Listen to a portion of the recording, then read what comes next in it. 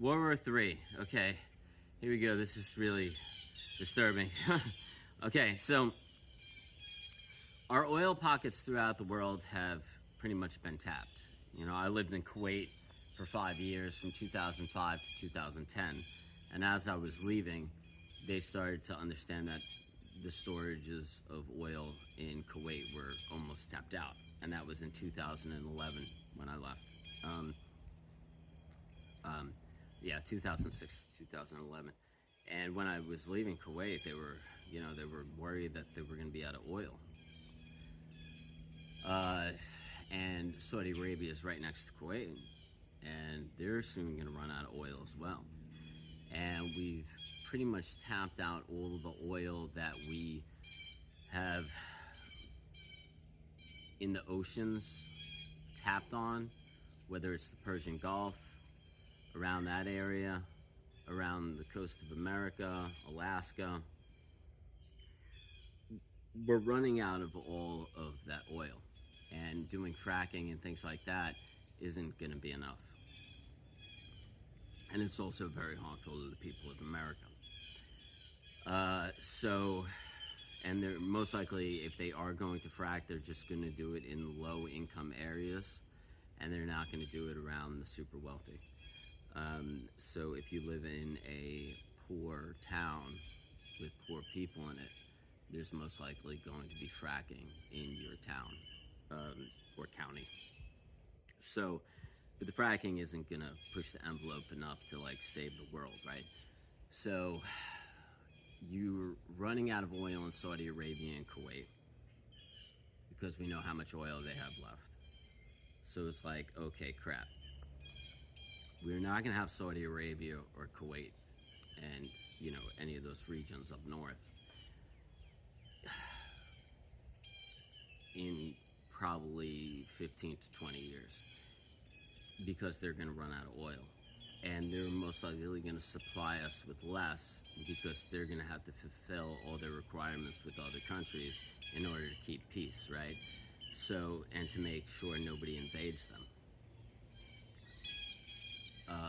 Because people are going to start invading Kuwait and Saudi Arabia most likely because they're the only two powerhouses left.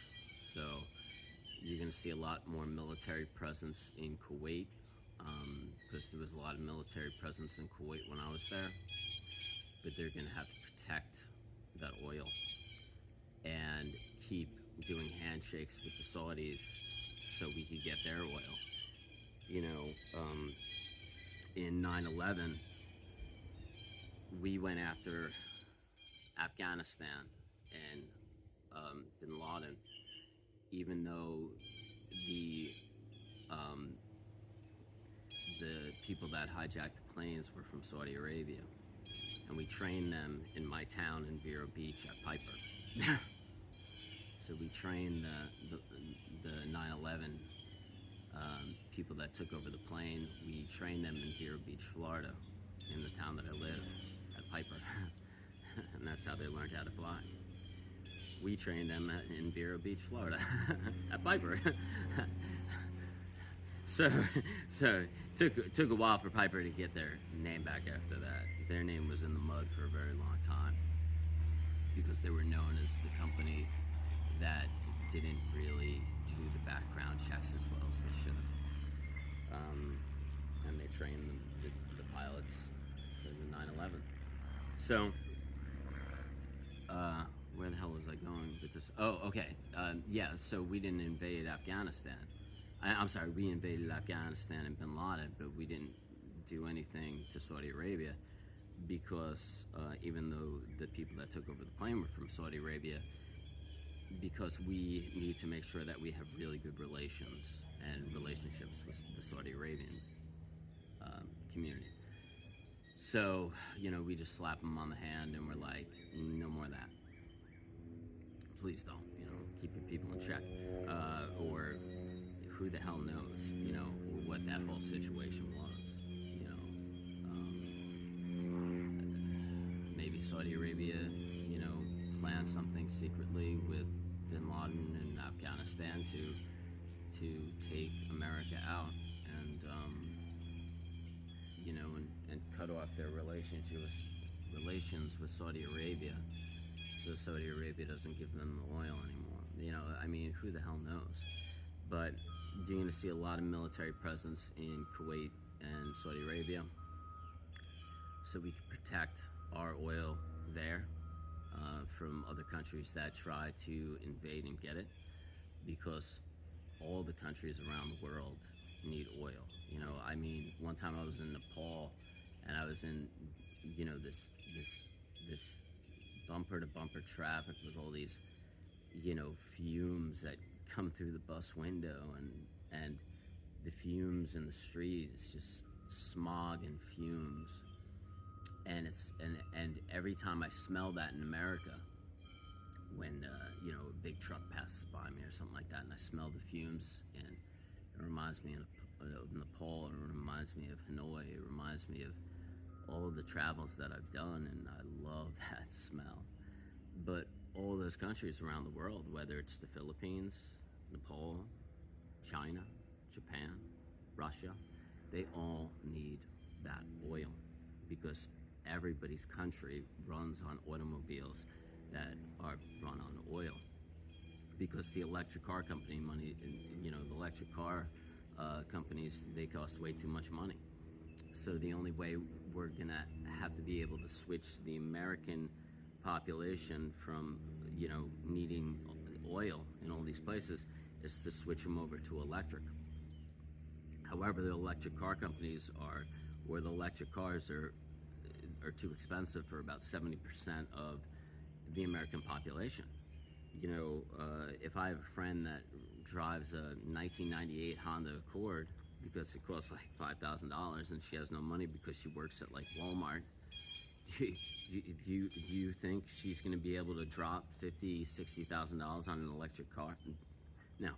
So we're going to have to manufacture an electric car in America, and we are going to have to make it about $3,000 to $4,000 for everybody in America to buy who doesn't come from money. And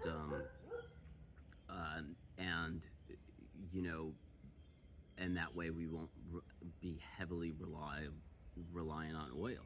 But we have to create an electric car company made in America that's $3,000 to $4,000 new, so everybody could switch over from oil to electric, and that way we won't have to go to war in the future. That's what Hitler did with the Volkswagen. Hitler created the Volkswagen. Sorry, Volkswagen. I hope I didn't drop your stock. But Hitler created Volkswagen because the country was bankrupt, and he wanted to have a safe, reliable vehicle that was dirt cheap, so he could get his country back on their way, and they could move things from place to place, and people could drive, and the country could function at a high level. So Hitler essentially saved that country because of Volkswagen. And right now we have to do the same too. We have to create a very cheap vehicle like Hitler did, when they were a bankrupt country. And I'm not going to go into the reasons why, because that would take a while. So we have to do what Hitler did. We have to make an electrical vehicle that's $3,000 or $4,000 new. So that's 70% of America that can't afford a $60,000 vehicle could buy the $4,000 vehicle, and then they could switch over, and it would actually save them money in the future. But then you have communities where people are poor, but they still have ego, and they'd be like, "Man, I'm buying a $4,000 that car? I ain't gonna buy that car. That's like buying a cheap pair of shoes, and I need Jordans, right?" Well, then he could buy the expensive, electric car. But he needs to change that philosophy in his mind as like, I am actually a poor person. I have to drop the ego if I want to function in society and keep a job. And eventually he'll get there. I don't think women would be like that because women are actually cooler than men. Guyland, but you know, I mean, like guys are cool and all. Don't get me wrong, but I mean, like we are trapped in comparison and wanting to be accepted by other men, and a lot of that has to do with the fact that humans are obsessed with beautiful things, and the reason why men want to become the alpha male is because they could get the beautiful object, like the woman or the pretty house or whatever. What do you have to do to get there? You have to approach the male society like it's your enemy in a way because you want to get the most beautiful things. And if you don't get the most beautiful things, you become depressed. Because the quarterback or the better looking guy or the person that comes for more money, he's getting all the pretty things. He's getting all the beautiful objects, the women, the cars, all this stuff, and I'm not getting anything. And then he becomes really upset. He feels depressed. He feels repressed. He just beats up on himself, and he's jealous, and he's angry at the other guys because they have something that he wants, but they haven't. He doesn't have it. Yeah, and that's the war between men, and it's just because we love and are obsessed with beautiful things. Do you know that when you see a beautiful person, your brain fires off dopamine and serotonin, and you get happier? You actually get fucking happier when you see a beautiful person. That's fucked up, right? So every time you see a beautiful object, you become happy, right? But then you're gonna be like, oh, I wanna be happy all the time. I wanna be around this beautiful object all the time so I can be happy all the time. And that is the downfall of creation and man.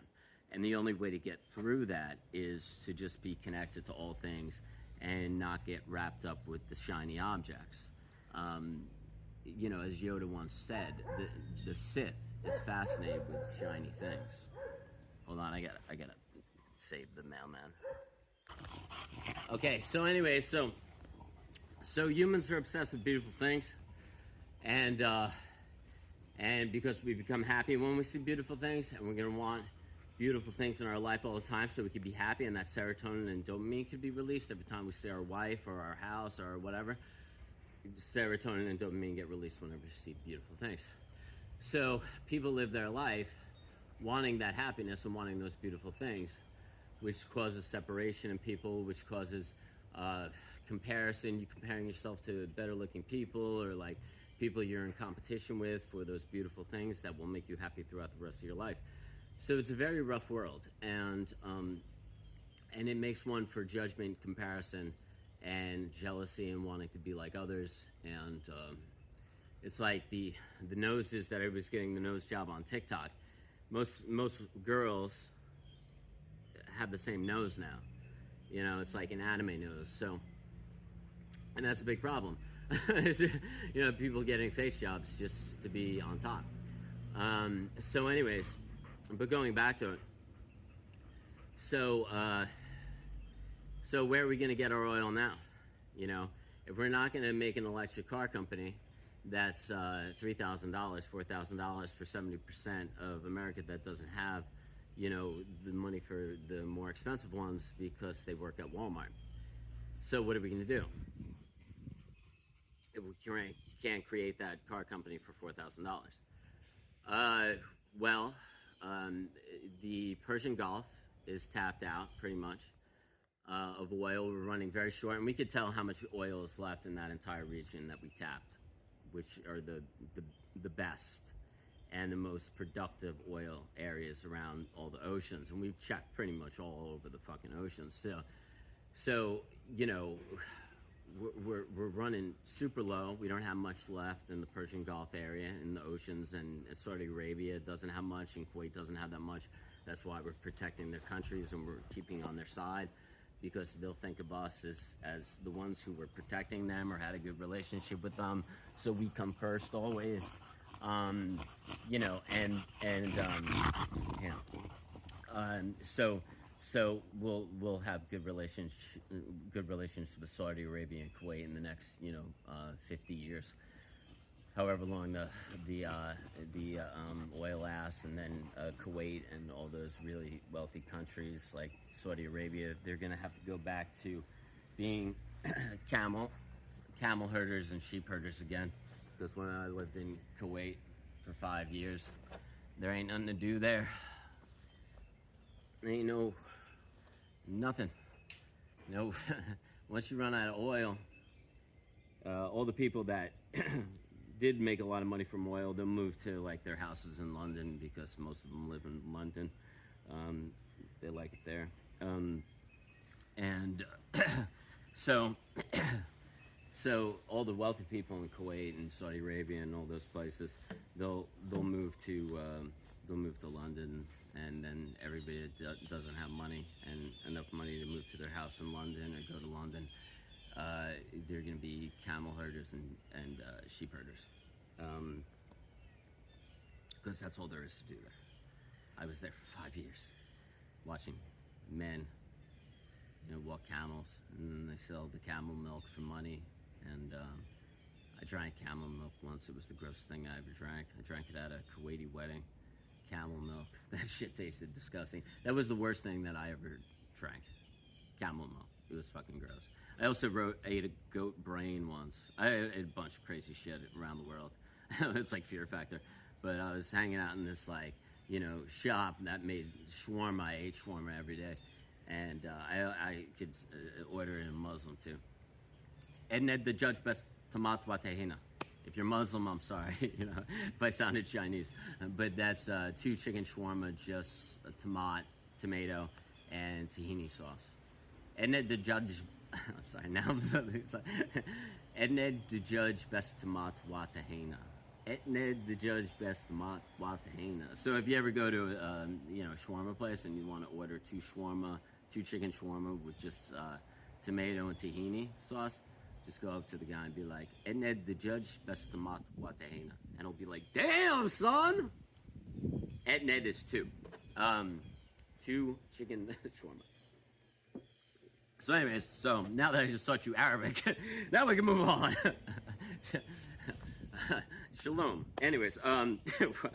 It's a different religion. So that whole area of the world, all the oceans that we tap, we know we're running big time low. We're checking our taps in Alaska. We've been tapping that for a while. So, sorry, that was bad. So, why does my mother give me such a dirty mind? My grandmother, I blame my grandmother. She fueled the dirty mind.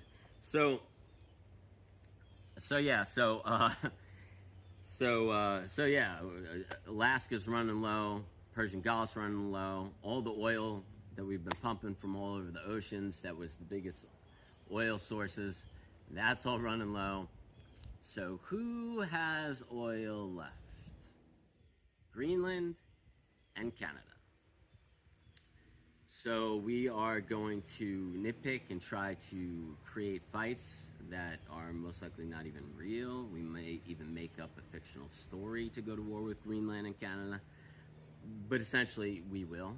And we will go after Canada and Greenland. And countries like Russia and China, Japan, the big powerhouses, they are going, and Turkey might also rile up all of the people in the vicinity, all the sheep herders, goat herders, all those people, and they'll form in Turkey. And you'll have the Turkey presence with all the Africans and the Middle Eastern people in Turkey to represent that area of Africa, and the Persian Gulf area, whoever wants to fight. Then you're going to have the Japanese, you are going to have the Chinese, you're going to have the Russians, and Europe's pretty screwed. They're going to have to join alliances with America or Russia or China or Japan, or nobody's going to want to join the Turkish tribe. They're going to be batshit crazy. You better worry about that fucking Turkish tribe, man. Fucking all the Africans and fucking Middle Eastern people with our fucking jihad, crazy shit. What the fuck? They're not gonna have really nice fucking jets or a good naval force, but they're gonna protect that area and they're gonna fucking go nuts. This is barbarian shit, that's old school barbarian Viking shit. That's going to be the Turkish clan. That's all African, the Middle East, and Afghanistan, and Iraq. They're going to come together in Constantinople and Turkey, and they're going to be like, let's do shit up. Holy fuck, man. Watch out for the Turkish tribe, man. That one's going to be fucking nuts. And then, and then you're going to have Japan, China, Russia, and us, and tiny little Canada, and tiny little Greenland. So we're going to want to set up a military shop in Greenland and Canada to protect its borders. We're going to make sure that we have a huge, huge military presence in Greenland and a huge military presence in Canada. In the next 30 years, the only military outreaches that we're going to have is we're probably going to keep a little bit of trickling, but I think we're going to probably pull all of our troops from international borders around the seas just to have more people in Greenland and Canada. But we might not, because somebody could try to bomb Greenland. But the one thing that's interesting about this is you can't really bomb Greenland and Canada that much because there's oil there. You don't want to fuck that shit up. So, you can't drop like a nuke on Greenland and expect the oil to be okay underneath the ground. That shit is going to be devastating. Probably cause earthquakes and shit.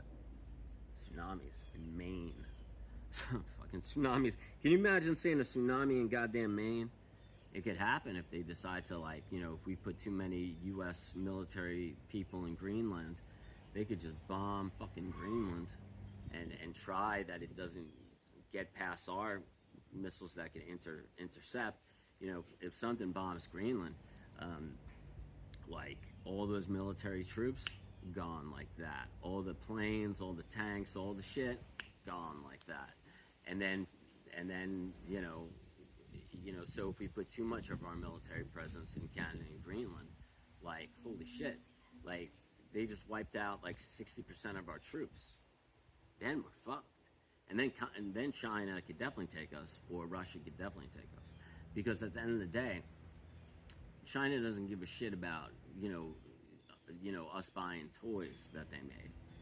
They care about taking Greenland and they care about taking Canada. Russia right now is thinking, I need to take Greenland and I have to take Canada. Am I going to be able to do that? What are the alliances going to be in the next 30 years? Do me and America form an alliance where it's like the American-Russian alliance, because they're surrounding Europe and they're surrounding Asia, like China, so we could put military forces in Russia and we could work side by side with the Russians? Because we're going to have a problem with Europe, we're going to have a problem with China, we're going to have a problem with Japan, and we're going to have a problem with the Turkish alliance, which was African in Persian Gulf people, and Afghanistan, Iraq, and all those people. So you're going to want to have one of your main forces right there, connected. So if America was really smart, we would build an alliance with Russia, because we could put our troops in Russia, and Russia's scary enough where nobody would think about invading Russia, especially if there was a large U.S. military presence there. Because Russia is smack dab in the middle of China, the Turkish alliance of the Africans and the Middle Easterns, and Europe, right? So if I was a smart man, and if I was Donald Trump, I would have an alliance with Russia, and me and Russia could just take over the whole thing together, and we could share the oil between us, and everybody else would be annihilated. So at the end of the day, America has to form an alliance with Russia.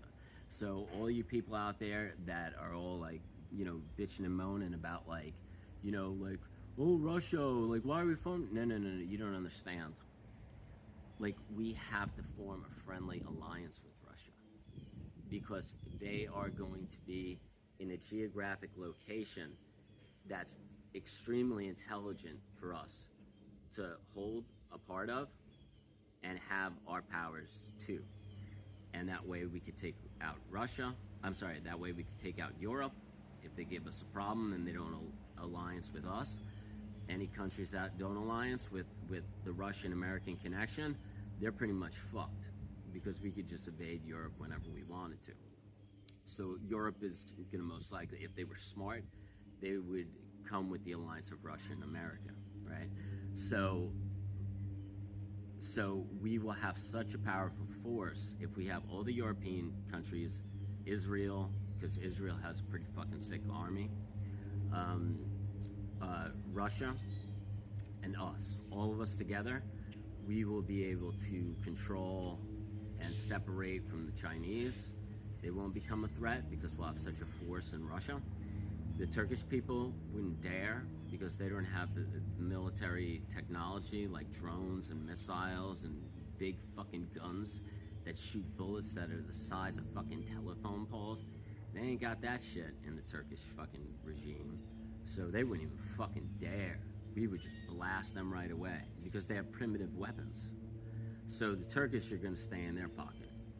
China will know not to fucking invade Russia with all the European, American, and Russian forces in it. So China, we could hold China at bay.